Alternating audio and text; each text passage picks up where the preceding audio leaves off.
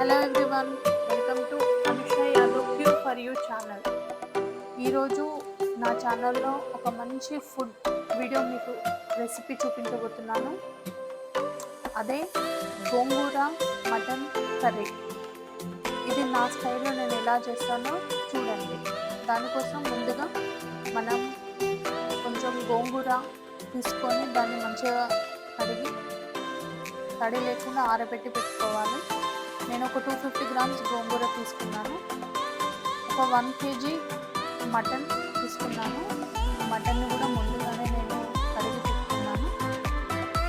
దీనికి కావాల్సిన ఇంగ్రీడియంట్స్: అల్లం వెల్లుల్లి ఆనియన్ పేస్ట్, పసుపు, రుచికి సరిపడా ఉప్పు, రుచికి సరిపడా కారం, 4-5 మిర్చి, అలాగే గరం మసాలా, ధనియా పౌడర్.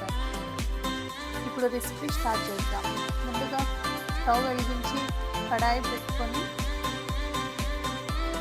ఈ కడాయిలో మనం సరిపోయేంత ఆయిల్ అనేది వేసుకుందాం. ఆయిల్ని కొంచెం సేపు వేడవనిద్దాం.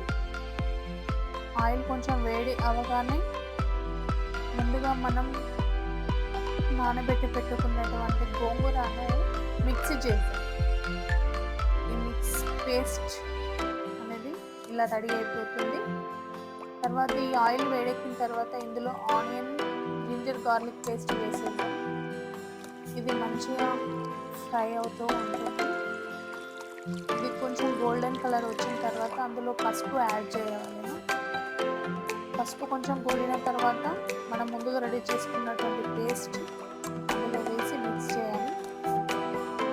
ఈ పేస్ట్ కొంచెం పచ్చివాసన పోయేంత వరకు దాన్ని మంచిగా వేగనివ్వాలి.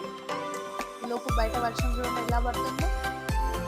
మనం మిశ్రమాన్ని ఒకసారి దీన్ని కలుపుకుందాము.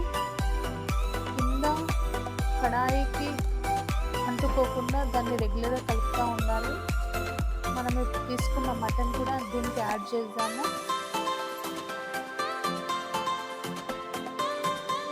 కొంచెం కొంచెంగా నీరు తీసేసి మటన్ని మనం కడాయిలో వేసుకుంటూ మంచిగా దీన్ని మనం మిక్స్ చేద్దాం.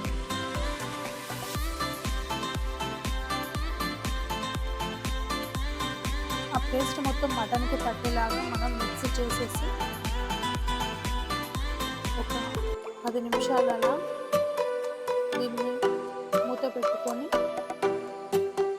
పెద్ద స్టవ్ పైన ఫ్లేమ్ అనేది ఎక్కువ పెట్టేసి కాసేపు మనం మగ్గనిద్దాము. కాసేపు అయ్యాక మూత తీస్తే ఇలా అవుతుంది. దీనిని మనం మళ్ళీ 2-3 నిమిషాల పాటు ఇలా మంచిగా మిక్స్ చేయాలి. కాసేపు ఈ ఆయిల్లో మటన్ గోంగూర మంచిగా కలిసే వరకు మిక్స్ చేస్తూ ఉండాలి. ప్రతి ఒక్క పీస్ అనేది మంచిగా బాయిల్ అవ్వాలి. అయ్యేంత వరకు మనం దీన్ని అలాగే స్టవ్ మీద మీడియం ఫ్లేమ్లో పెట్టి మగ్గిస్తూ ఉండవాలి.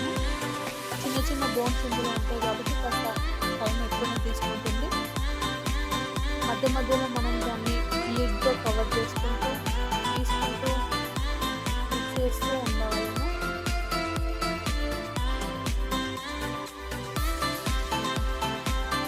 ఇప్పుడు రుచికి సరిపడేంత సాల్ట్ వేసుకున్నాను. సాల్ట్తో పాటు గరం మసాలా, ధనియా పౌడర్, అలాగే ఎవరి టేస్ట్కి సరిపడేంత వారు మిర్చి పౌడర్ కూడా యాడ్ చేసుకోవాలని. ఈ మిశ్రమాలన్నీ ఒక్కొక్కటి చొప్పున కొద్దిగా యాడ్ చేసుకుంటూ మనం మంచిగా కలుపుకుంటూ ఉండాలి. ఈ ప్రాసెస్ అంతా సిమ్లోనే చేయాలి. కింద మాడకుండా ఉండాలి. కొంచెం సేపు తర్వాత ఒక గ్లాసులో వాటర్ దీనికి యాడ్ చేయండి. తర్వాత మంచిగా మళ్ళీ మిక్స్ చేసి లిడ్తో కవర్ చేయండి. కాసేపు అయ్యాక మళ్ళీ తీస్తే ఈ పైన ఇలా ఆయిల్ ఎప్పుడైతే వస్తుందో మన కర్రీ రెడీ అయిపోయినట్టే. ఒకసారి మన కర్రీని మంచిగా మిక్స్ చేసేసి చూద్దాం. కొంచెం స్టవ్ చిన్నగా పెట్టండి, కింద లేదా అంటే అడగండి. చిన్నగా పెట్టి మొత్తం కొంచెం మిక్స్ చేస్తూ ఉండాలి.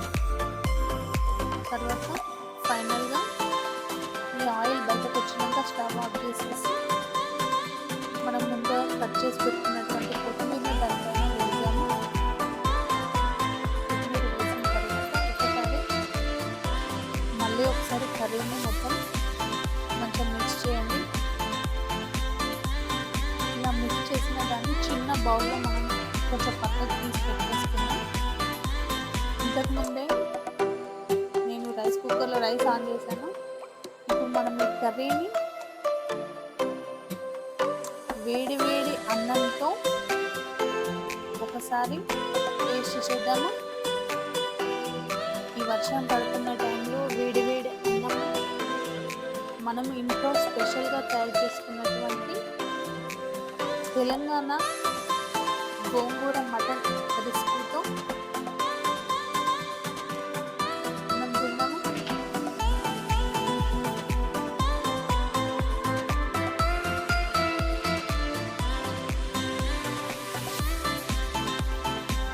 మనకు కావాల్సిన మన ఇష్టమైన పీసులు తీసుకొని పక్కన 2 ఆనియన్స్ పెట్టేసుకొని ఈ కర్రీతో మీరు రైస్ తినండి, చాలా బాగుంటుంది. Thanks for watching. బాయ్.